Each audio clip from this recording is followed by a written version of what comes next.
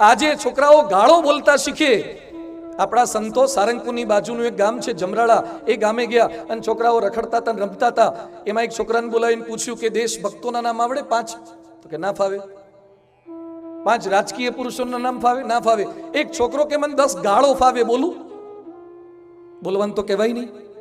ગાળો બોલતા શીખીએ, અપશબ્દો બોલતા શીખીએ. આ વખતે પરમ પૂજ્ય મહંત સ્વામી મહારાજે સંકલ્પ કર્યો.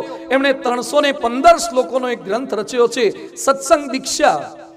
અને મહંત સ્વામી મહારાજે આખા BAPS માં હાલેક જગાવી કે આપણા બાળકો, બાલિકાઓ, યુવક યુવતીઓ આ શ્લોકો કંઠસ્થ કરે. સંસ્કૃતના 315 શ્લોકો કંઠસ્થ કરે.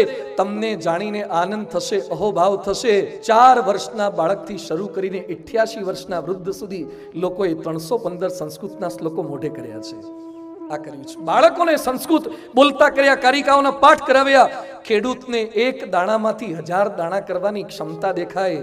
એમ જે વાલી હોય ને, એ તો એક જીવમાંથી અનેક જીવને ઊભા કરવાની વાત જોઈ શકે છે. તો ક્ષમતા એની ઓળખજો, એનામાં વિશ્વાસ મૂકજો અને વારસ સાથે વિમર્શ એટલે સંતાનોને સદવર્તનનું શિક્ષણ આપજો. એક આર્કિટેક્ટ મને મળવા માટે આવ્યા. મને કે સ્વામીજી તકલીફ છે. શું તકલીફ છે? મને કે મારી પત્ની રોજ રાત્રે કોકની સાથે ઓનલાઈન હોય છે. બધું સાંભળીને કહો છો કે જોયું?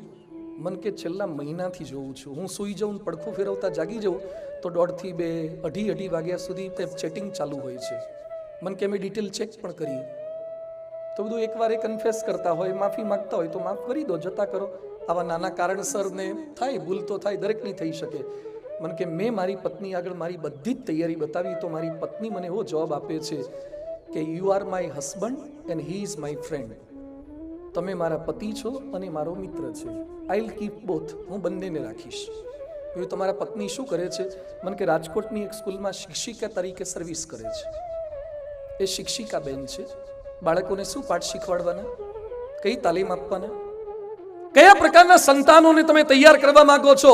કેવું અધઃ પતન આપણે ચારિત્ર બાબતમાં કરી રહ્યા છીએ. સદવર્તનની તાલીમ આપવાની છે. જન્મથી કોઈ સંસ્કારી નથી હોતું, કોઈ કુસંસ્કારી નથી હોતું. જન્મથી કોઈ સદાચારી નથી હોતું, દુરાચારી નથી હોતું. પણ જેવી તાલીમ આપો એવા તૈયાર થાય છે. ગાંધીજી કહેતા, અમારા સંતાનોમાં જે કઈ ખામી છે એ એમ દંપતીની ખામીઓનું પ્રતિબિંબ છે. અમારા સંતાનોમાં જે કઈ ખામી છે એ અમારું જ પ્રતિબિંબ છે. An ounce of practice is more than tons of talks. કલાકો સુધી દીકરાને ભાષણ આપવું એના કરતાં થોડુંક વર્તન કરવું ને એ સારું છે. યાદ્રશમ વપતે બીજમ તાદ્રશમ લભતે ફલમ. જેવું વાવો તેવું પ્રાપ્ત કરો.